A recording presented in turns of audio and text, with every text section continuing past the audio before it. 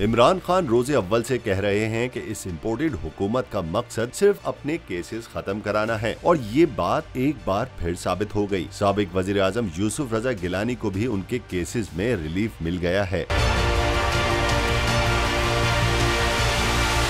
तफसीलात के मुताबिक नैब कवानीन में तब्दीली के बाद यूसुफ रजा गिलानी को भी रिलीफ मिल गया। कौमी एहतसाब ब्यूरो ने तरमीमी एक्ट के तहत साबिक वजीर आजम यूसुफ रजा गिलानी के खिलाफ करप्शन रेफरेंस अदालत ने वापस भेज दिया। पाकिस्तान पीपल्स पार्टी के रहनुमा और साबिक वजीर आजम यूसुफ रजा गिलानी के खिलाफ USF फंड में करप्शन का रेफरेंस दायर था, जिसे अदालत ने वापस भेज दिया है। अदालत ने रिमार्क्स दिए कि रेफरेंस एहतसाब अदालत के दायरा इख्तियार में नहीं आता।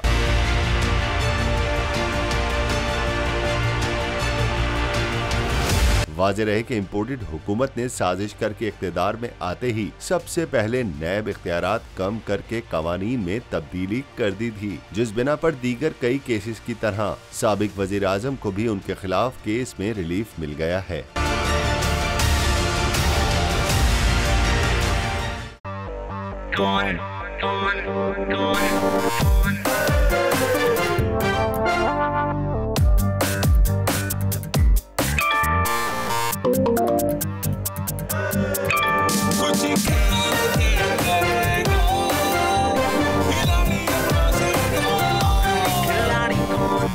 यहाँ सबको सब कुछ चाहिए, फेम और पैसे, लेकिन ये सब होगा कैसे? Let's find out. आखिरी खिलाड़ी कौन? आखिरी खिलाड़ी कौन? सबसे ज्यादा व्यूज, सबसे ज्यादा रील्स और सबसे ज्यादा रेटिंग के साथ बोल अब भी नंबर 1 पोजीशन पर बरकरार।